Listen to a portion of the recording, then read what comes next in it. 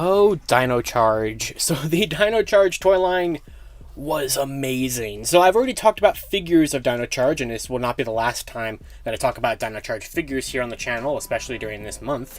But really, like, this toy line was amazing in every country it ever came out in. For America, we got so many things, so many figures. We really excelled with the figures. So many Chargers. Bandai America was firing on all cylinders for Dino Charge and Dino Supercharge. And of course, in Bandai Japan, the King-Ohger toy line is the most successful and most selling Sentai toy line since, like, Gal Ranger or something like that, or Gokaiger, I guess. And Bandai Korea has gone nuts to the point where they ordered a whole other, like, extended season to get more repaints and stuff out there. And if you've been following recent King-Ohger rumors, King-Ohger toys are coming back again for the 10th anniversary of this year. So this toy line just has so much momentum and so much stuff it can do. But today I want to focus on one particular aspect of the Dino Charge toy line, which is why I've included this purple packy here, and that was all of the repaints. Now, unfortunately, and I would love to change this fact someday, this is the only repaint that I have.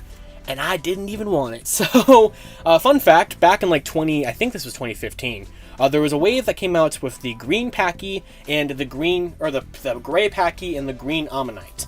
Never found them. I wanted both of those, never got them, and then they reissued the packy as this purple version. And I remember for Christmas, I was like, Mom, Dad, I want the packy to go with my Megazords, but specifically not the purple one, because that's a repaint. I'm looking for the gray one. And then they got me the purple one. So, but honestly, it's kind of fine, because I do like the purple one here, because it went really nicely with Plezuo, which I did have, or the Plezuo Charge Megazord. But there's so many other repaints of these kind of things. They ended up making a blue Ammonite. I don't have that either. There was like 3 different versions of the T-Rex. There was like even the new Zords like Ammonites got like repaints, because like there was the Deinonychus one that got this really cool like black and orange repaint.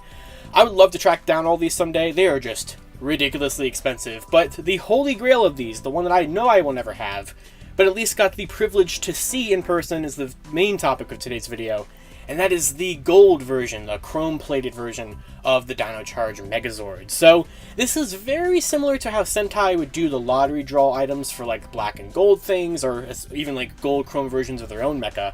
And Power Rangers never really did that, and they also never really did like lottery campaigns or something like that. And chill Super Mega Force. With Super Mega Force, they did do the Morphin Madness competition to release the special Morphin Madness like metallic translucent Ranger key set and the Morpher. And then for Dino Charge, with all the Dino Charger packs, they had this contest where you could win a gold version of the Dino Charge Megazord, and I think there was only like 20 of these or something available, and one sold on eBay recently for like thousands of dollars. So I remember seeing the auction for this going up, and I was like, whoa. Like, it's super, super pretty. It comes with an exclusive charger. I love the black and white box.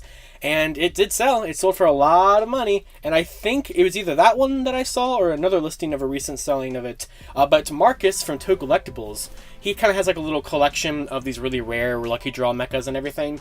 And he had it at his booth at Power Morphicon 2022. So I'm going to go and roll some footage, most of which is from the PMC vlog from last year, but I might have extended some of it. But here's everything I got at the booth of that Megazord, which wasn't a lot, but here it is in person. More stuff. They have this here, which is incredibly beautiful. Wow. This is so cool. Plushies. Wow. So I think this Megazord is gorgeous, and I kind of, part of me doesn't really want to dive down the whole Dino Charge repaint rabbit hole, mainly because of that Megazord, because I know I'm never going to find it. But then again, I mean, I think I saw like at least like 2 listings of it in the last like year or so. So I don't know, maybe there's a potential possibility, but of course as time goes on, it's just going to become less and less likely for this to even possibly be a thing. But I'm just really amazed. One thing I'm really amazed about with these repaints is that not only did they make them, but like there was this one scene in King-Ohger I always think about, where there actually was a bunch of repaints that represented the Guardians, like before they were killed and turned into just regular Jidenshi. And those were just repaints of like Gabatira, Topaspino.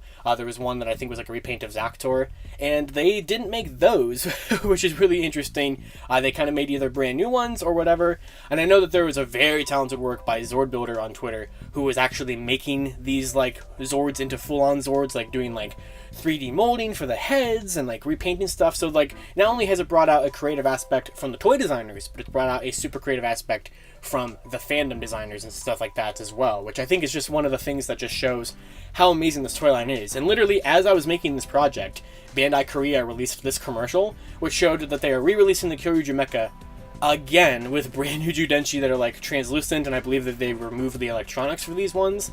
So like, there are so many versions for you to get out there, and it is so expensive to get all of it. But like, if you want a Gabatira, right? You got the original deluxe Bandai Japan one. You got the Bandai Korea one. You got the Bandai Korea non-electronic one. You got the Kyoryuger Brave / Dino Force Brave one. You got the gold Dino Charge campaign one. You got the Dino Charge Megazord one. You got the Toys R Us slightly different gold paint one. You got the black one. You got the green one. You got the Pikachu one, which is a really interesting one.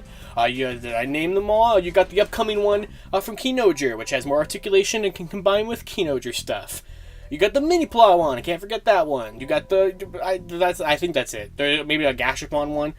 There's the Sentai vinyl Gabatira that can't combine or do anything. So like, wow. And I think that's all of them. So like, yeah, Kyoryuger is unparalleled on reissues, repaints, and raking in that money. As it rightfully should, because this is such a fun toy line, and I just wanted to kind of focus on that aspect of it with the one and only repaint that I have. Wish I could get more.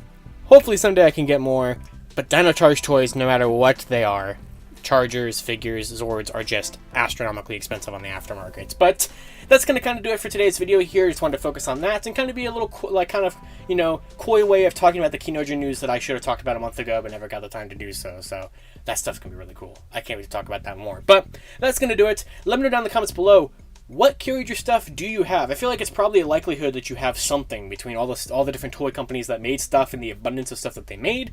You're probably bound to have something. Did you know anything about that gold Megazord until today? Have you ever seen one in person like I got the fortunate chance to do so? What repaints did you get? Anything about that down in the comments below. I want to hear about it. And of course, until next time, you guys can follow me on Twitter at LiveRangerKey or LightningFigPR, and I will see you all later. To wrap up this video, I'd like to thank my $5 and above patrons: Jurassic Samurai, Robert Browning, Static Thunder, Brendan Overland, Maji Yellow, MCPC Studios, Comics 1017, James Darty, Eric Berry, Matthew Thorne, Josh Landry, CBT Tesla, Cross SCV, Caboose Ed, Socket Monsters, Anthony Love, Daniel Pika, Hella Geo, Thrasher, Jesus Prime, Uni Warrior Thomas, and Lewis Carnes. You can support Toku Topics for as little as $1 a month on my Patreon, linked in the description below.